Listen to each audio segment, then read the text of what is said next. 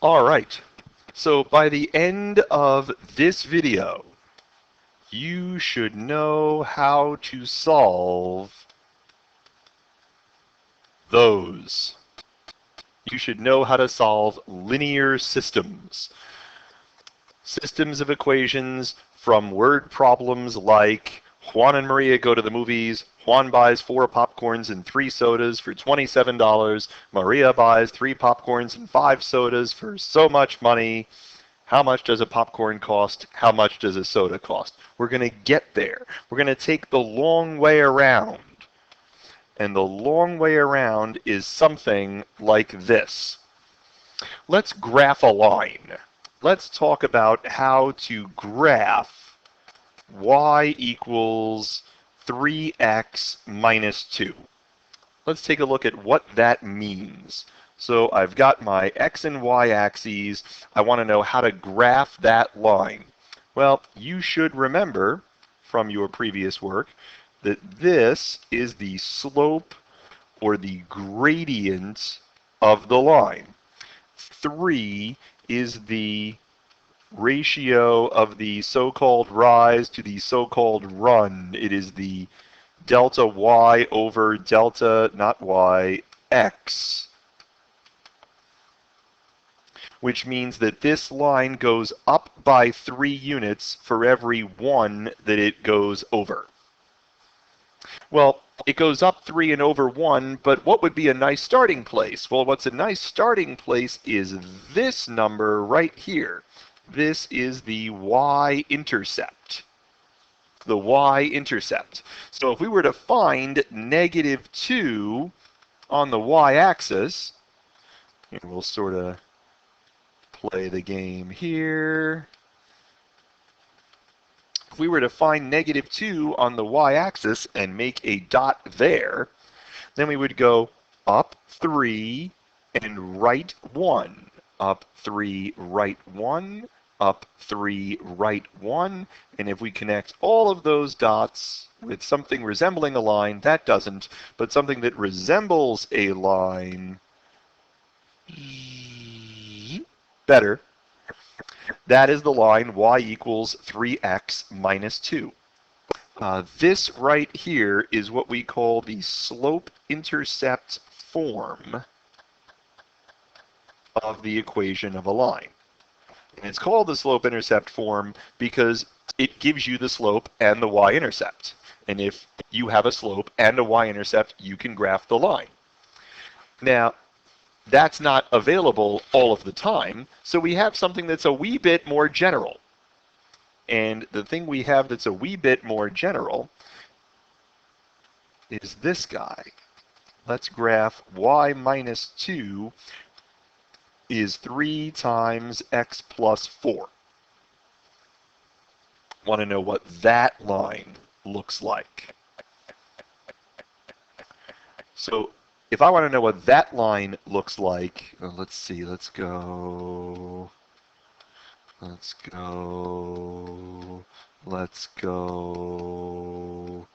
like that. This is what we call the point slope equation of a line. And the reason it's called the point slope equation of the line is because it looks like y minus the y value of a specific point on the line is equal to slope times x minus a specific x value for that same point that you chose on the line. So I know that this line has a slope of 3, and I know that it passes through the point opposite of that, opposite of that. So I find the point negative 4, 2, and then I play my up 3 over 1 game. Up 3 over 1, up 3, that's too far, and then connect the dots. That's the point negative 4, 2. Up 3 over 1 takes me to negative 3, 5. Up 3 over 1 takes me to negative 2, 8, and so on. This is the point-slope form for the equation of a line, and it's much more useful to us because now I don't need the y-intercept. Any point on the line will do. So things we do with that. Let's find an equation of the line through 6, 3, parallel to y equals negative 2x plus 5. Well, I know a point, so I can use the point-slope formula of the equation of a line. I can use the point-slope formula. I have an x1 and a y1. I've got an x1 and a y1. But slope, how am I going to find slope? Oh, parallel to that line. Well, I know that this line has a slope of negative 2. Now, parallel lines have the same slope. So this line will also have a slope of negative 2, and I'm done. But coach, do we have to simplify that? Why would you simplify that? You have all of the information right there in front of you. Why would you simplify that? You wouldn't. But don't we have to get it into slope-intercept form? Not necessarily. Not unless you're told to. So if you're not told to, don't. It gives you a chance to avoid making a mistake. Let's piggyback on this idea. Still through 6, 3, and perpendicular to that line. Well, that gives me a chance to say, I know that I'm still going through 6, 3, but perpendicular lines. What's the deal with perpendicular lines? Well, perpendicular lines form right angles. And so when you form right angles, your rises and your runs get all confundoodled. Your rises and your runs get, what used to be a rise becomes a run, and what used to be a run becomes a rise. So perpendicular lines have reciprocal slopes, but it's bigger than that. See, this line slopes down and to the right, whereas the perpendicular line slopes up and to the right. The slopes aren't just reciprocals, they are opposite reciprocals. So I need to know what the opposite reciprocal of negative 2 is. So I spin it around positive and flip the fraction upside down. And I've got myself the equation of the line in point-slope form. There are some things you should know how to do, but not that yet. There are some things you should know how to do. You should know how to write an equation for some lines. One of them will go through 1, negative 2 and be parallel to y equals 2x minus 1. One of them will be through 3, 0 and perpendicular to y equals negative 3x plus 5. And one of them will pass through the points 2, negative 3 and 3, 5. You should know how to write equations for those lines. Now, here's the thing. Once you start graphing lines, you might graph more than one at the same time. And if you graph more than one line at the same time, then you have a system. And the obvious question when you have a system is, where do the lines cross? So, nope, not yet. Let's solve. 3x plus 4y is 5, and y equals negative 2x plus 5. Now, granted, that's an easy line to graph. Find the y-intercept, it's 5, do the down 2 over 1, down 2 over 1, graph the line. Not a problem. But that one, not so much.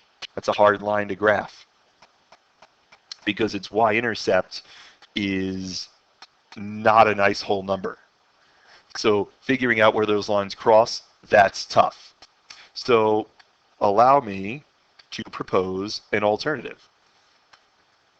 Whatever this y is, this y also has to be. And this y is that. So let us substitute. If we substitute, we get one equation. It has x's in it.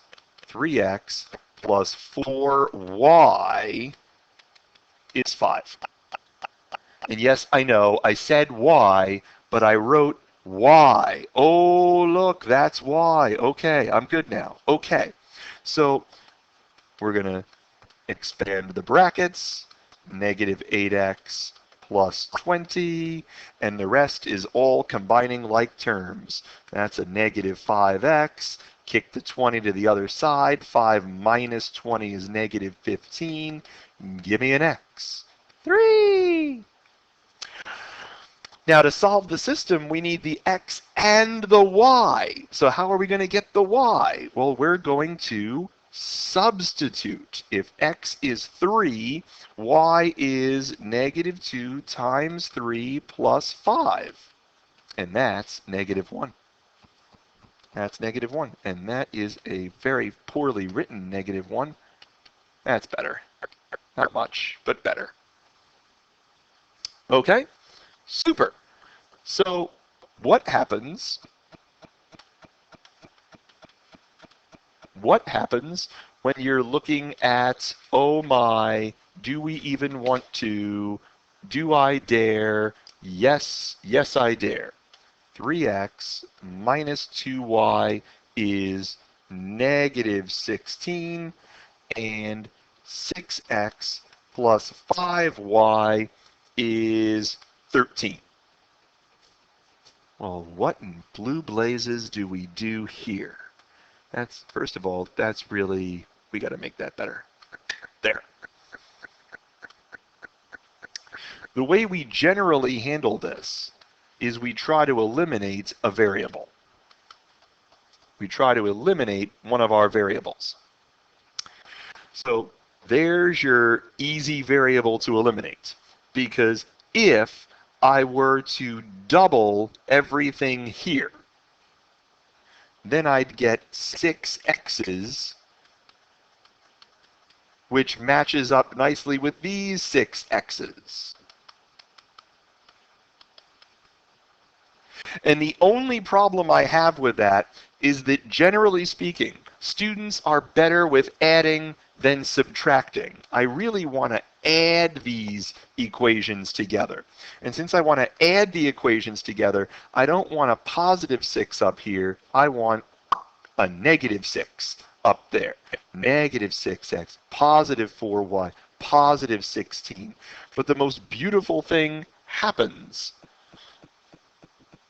The most beautiful thing, oh, that's not a 16. Good catch. That's not a 16. Folks at home had it right all along. That's a 32. Good catch, folks at home. So we're going to add straight down. The x's are going to drop out. We're going to get 9y is equal to 45, and that's going to tell me that y is 5. And if y is 5, how do I figure out what x is? 6x plus 5y's, did you see what I did there, is 13. So 6x is negative 12, and x is negative 2. So if it's possible to substitute, if one variable is isolated, substitution is a very straightforward way to do systems.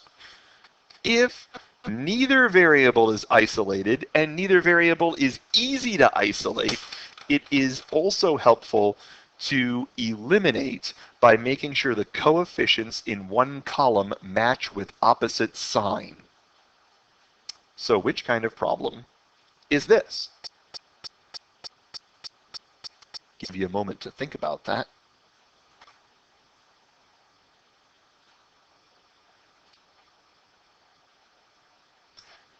Can we turn this into something useful? there are adult tickets and student tickets. There are adult tickets and student tickets. And if we add up all the tickets that got sold, that's 600. Now I've got to look at the money that's involved. Every adult ticket brings in £8, and every student ticket brings in £5, and altogether they brought in £4,125. So what do I want to do? I'll try to match up the S's so that they have equal but opposite coefficients, and the fastest way to do that is to multiply through by -5. So that's -5a, -5s, -3,000. The other equation stays as it is, and we add straight down. The s's drop out.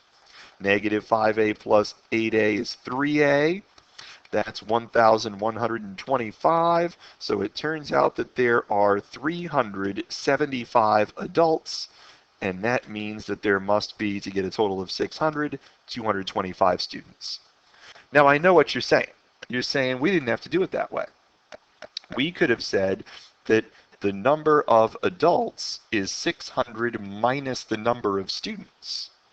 And so then we have 8 times A plus 5 times S is 4125, and we could have solved it that way. Well, if you do, you still end up there.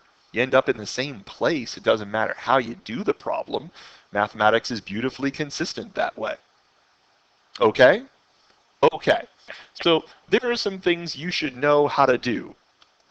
You should practice based on this knowledge. You should solve. -x plus 3y is 11, and 4x minus 2y is -4. That should be one system that you solve. You should also solve a nice linear quadratic system. Y equals x squared minus 3x plus 2, and y equals x minus 1. The warning here is that there might be more than one solution to look for, because when you make a substitution, as I'm sure that you will, it's very possible to get a second solution from a quadratic. The third question of this type that I'd like you to consider is that Hector and Ming go to a donut shop, and Hector bought 4 donuts and 3 cookies and spent $5.93, whereas Ming bought 3 donuts and 2 cookies and spent $4.25. I want to know what a donut cost, and I want to know what a cookie cost. Those are reasonable questions for a person to ask. Those are things you should know how to do before too long, just based on this. Okay, well, wonderful. Thanks for watching.